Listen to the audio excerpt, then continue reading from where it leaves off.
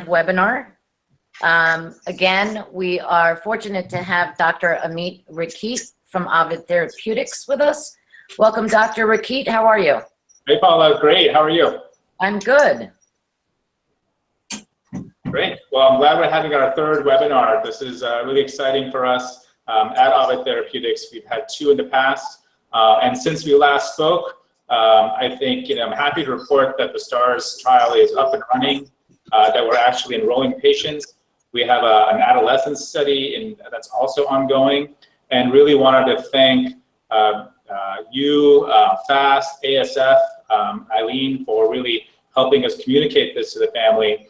And as well, I wanted to really thank the families and participants in our clinical trial program, because it wouldn't happen without their involvement. So thank you very much. Awesome. Thank you very much, Amit. And it is really my pleasure this afternoon to introduce to all of you that are watching this webinar, Dr. Lynn Bird. For those of you that don't know Dr. Bird, she is in the Department of Clinical Genetics and Dysmorphology and Professor of Clinical Pediatrics at the University of California, San Diego Rady Children's Hospital. And Dr. Bird is the lead principal investigator for the STARS study. So, Dr. Bird. Hello, and I'm pleased to introduce Rachel to you. Rachel Winograd is the person who really keeps the study on track at our site. Thank you. Nice to meet everybody. So Lynn, we're just gonna ask some questions if you wouldn't mind answering them for us. Certainly. And I assume some are maybe Dr. Rakit would answer, but I'll start first and pose one to you. Since enrolling your first patient earlier this year, how is the STARS study going so far at your site? Well, from our perspective, things are going pretty well. We have, our little day-to-day challenges. I think the first patient was, a little bit of a guinea pig. They knew they were going to be a guinea pig, that family. And we learned a few things that had to go differently. But I think we've kind of got our routine pretty well down now. It's a little different for every family, just to meet individual needs. Well, Lynn, overall, would you be able to go through what a typical study day might look like for a family visiting your site and participating in the trial? Sure. I'm going to actually let Rachel answer that, because she's the one who really puts the schedule together. Our site's a little bit unique in that we do the study visit over 2 days. And I'll let Rachel explain how that most often works. Yes, and I know that some of the other sites might be able to do all the visits in 1 day, but because of the different aspects of the study, we couldn't get everything coordinated into 1 day. So there is a walkway that measures gait, and we do that usually first thing in the morning. We have to do labs as well. So we do that. We do questionnaires. There's quite a few questionnaires that families have to fill out, and they see the physician for their physical and vitals. There's also on two visits, 2 of the 4 site visits, there's an EEG. They're hoping to get 30 to 40 minutes, but 10 minutes will suffice if that's all we can get. And then there's a developmental aspect.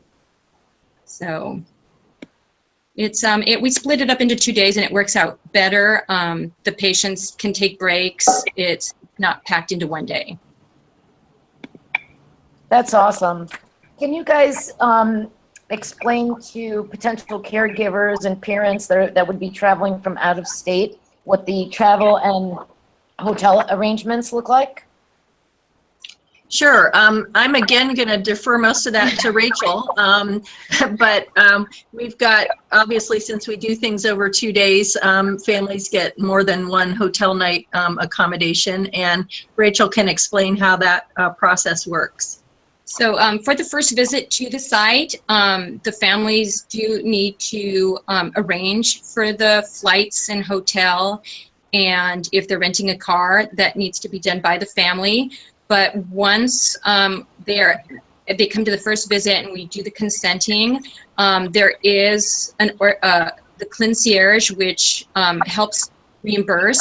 So as long as all receipts are kept and they're within the parameters, and I will send those parameters out prior, then they will get reimbursed for that first visit, and then subsequent visits can be arranged through concierge so that the families don't have to pay out of pocket. That's awesome. Hey, Paula, can I add to that? So yeah, absolutely. We've tried to make the study convenient for families who wish to participate. So concierge is an independent, I would say, travel concierge service, which will cater to whatever special or unique a family may have, so that they can get to the site that's that they'd like to participate in. So it's a combination of travel, air, train, hotel, car service as well. So that helps, at least from our end, to support families so that they can participate. That's so awesome, Dr. Rakit. Thank you so much. And following along with those questions and answers, is there anything that parents should bring with them or caregivers should plan to bring with them for the study days? Do they need to bring lunches or snacks or, I mean, anything else like that? What would help the families on those study days? So things that keep their angel happy is always a good thing to bring. Having some snacks, especially if food is a big motivator, is sometimes helpful to get the tasks accomplished, particularly for the EEG, a comfort object or something that you know would be helpful for distracting, to get through a half an hour tracing if we can get that long. There's built-in breaks, and we can customize the visit to basically have breaks whenever it suits the family. So there certainly is time to go get food on site, so they wouldn't have to bring all the food or snacks with them. But if there are particular dietary needs or special items that you think we wouldn't have in your classic deli, then those would be good things to bring. Can I ask a follow-up question to that? Because you did mention EEG, so I'm going to pose this to both Lynn and Amit in case it is or is not a question that you can answer. But with regard to EEG, because we know this is a challenge sometimes for our individuals with Angelman syndrome, do you sedate or use any type of sedation for the EEGs? And or what was the other part of that? Oh, should people take their regular meds that day as part of this, as part of their regular routine when they come for their assessments? Yeah, so there's no sedation. We're not even particularly asking folks to try to sleep deprive their angel in order to get them to sleep. But if they happen to drift off, that's wonderful. And medication should be taken as prescribed. There shouldn't be any change to the typical medications that are taken. Okay, thank you. Awesome. Lynn, can you give us an idea of what type of assessments are being done during the study, and is at least one caregiver required to be there at all times, or are there any testing where the parent or the caregiver is asked to leave? No, the caregiver is with the angel throughout the entire visit, and depending on the individual family, sometimes they bring along a second caregiver, another parent. If only one parent can come, we haven't had a problem at all with that, because all of our angels seem to love Rachel. And Rachel's always interested in trying to get her Fitbit steps in, so she takes angels for walks while families do questionnaires. So it's been fine there. But yes, a caregiver is needed for the entire visit. sometimes the only way we are successful in getting the angel to parade up and down the walkway several times is if we post the parent on the opposite end so that they're moving toward them. The caregiver is pretty much constantly involved in the study process. But as I said, there's plenty of breaks, so I don't think it's exhausting by any means. But it is a 4 to 6 hour day each day, or at least the first day. Second day, usually much shorter. So that does lead into my next question, Lynn. And I know you said that your site is a little bit different than perhaps some of the other sites. So an average day is, you would say, 4 to 6 hours. So is there any rest time built into that? And do you know with some of these other sites, are they 4 to 6 hours, or are those longer days for those families at other sites?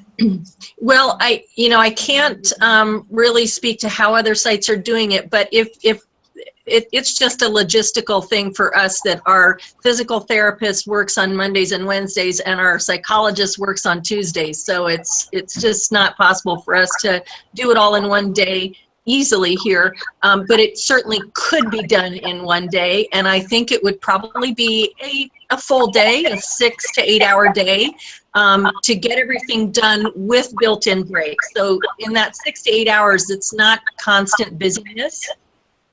Because typically, at least here, Rachel goes to the lab with the family, but then after the blood's been drawn, she has to process it. So there's a time when the family goes for a break to have a snack or whatever while she's doing that. So they're built-in breaks, even though it's maybe an 8 hour day, it's not 8 hours of constant busyness. Great. I know that this is a question that many parents are interested in hearing more about. Can you explain the actor watch that is required for the caretaker and participants to wear during the study, and what your feedback has been on that actor watch from the caretaker? So I'm going to let Rachel talk about the actor watch. I'm actually, before the study started, I was a little skeptical of anybody keeping it on, but I'm actually quite surprised. We do have most of our angels wear it on their ankles, and some of them still get it, have taken it off, and we've been able to get it back on. A couple of families have actually devised their own wristband, as opposed to the one that we give them, that is of a softer material, or a material, and they have left it on. So it's a little bit of family playing with it and seeing where the child will wear it, or where the angel will wear it. But we've been actually quite successful. I'm surprised.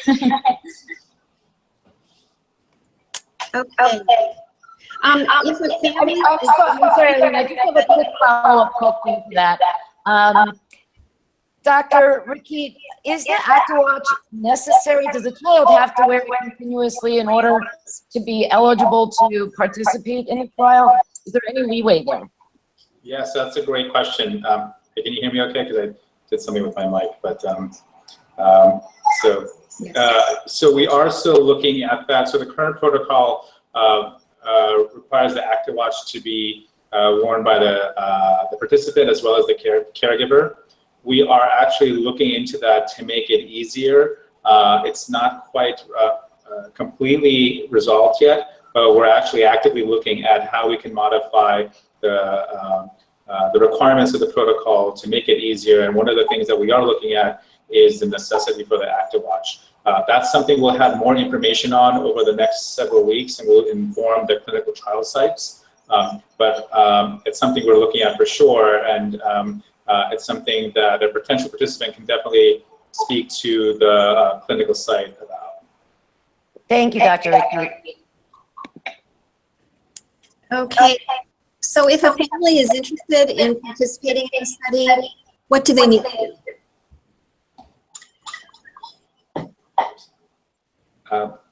Do you want? So I'll start off, and then Lynn, I think. we're definitely still enrolling participants, and if interested families are out there, you can get more information. We have a website that has a pre-screener that also lists the sites. As many of you know, it's www.angelmanstudy, all one word, .com.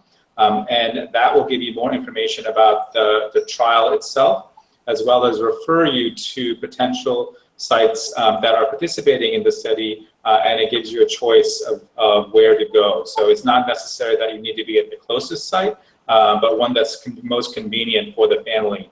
And with that, as we mentioned before, the assistance in terms of travel and accommodations at those sites are covered by the study.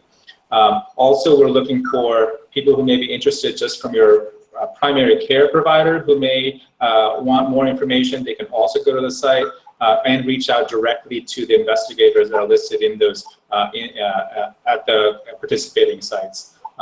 And let me ask Lynn or Rachel if there's anything else that we should add to that. No, I think that's it. I'm happy to talk to anybody who wants more information. Whether sorry, there's an echo. Whether they're going to come to our site or not, happy to talk to anybody about our experience and just answer questions.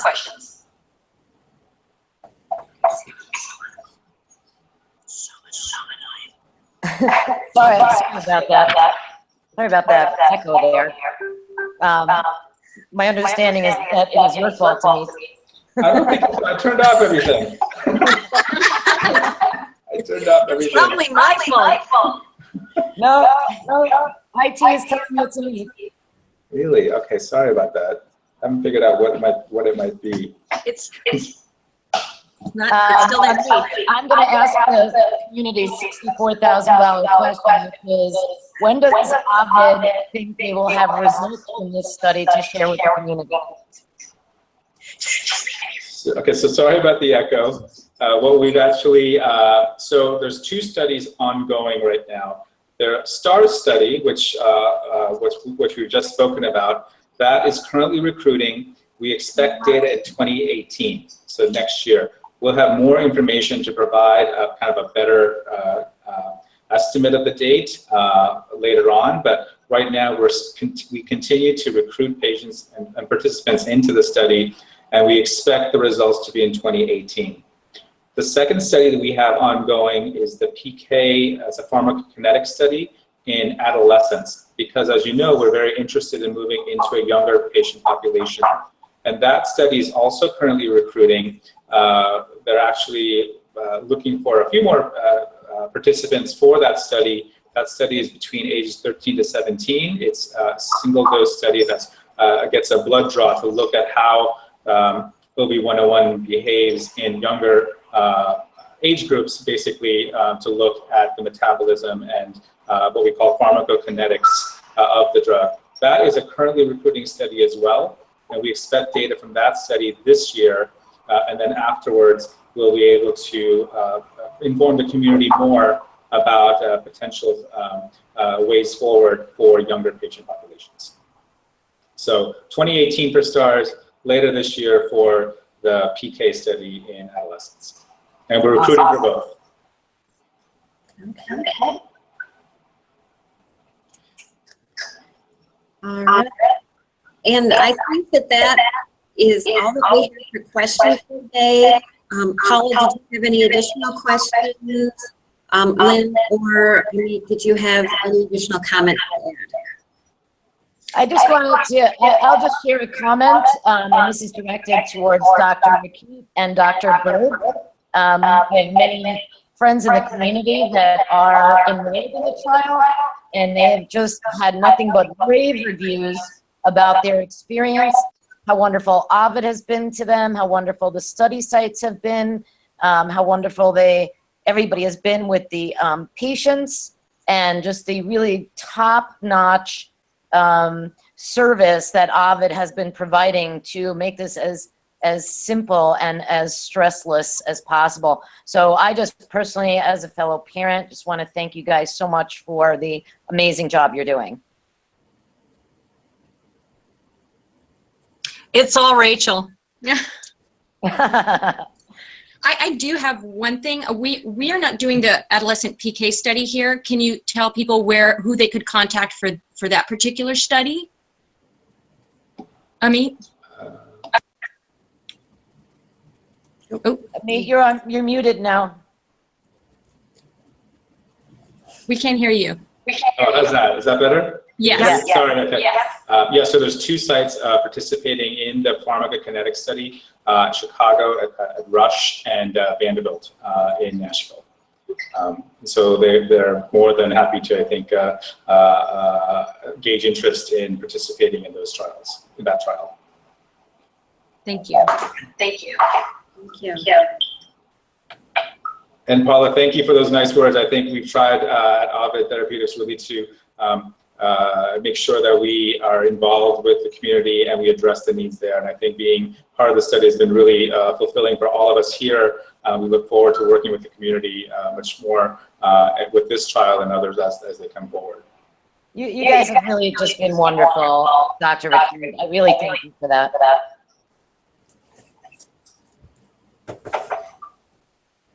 Okay, if there's no more questions or comments, I think we can let everyone get back to their busy lives. All right. Thank you, everyone, for attending today. Thanks. Bye. Thank you to the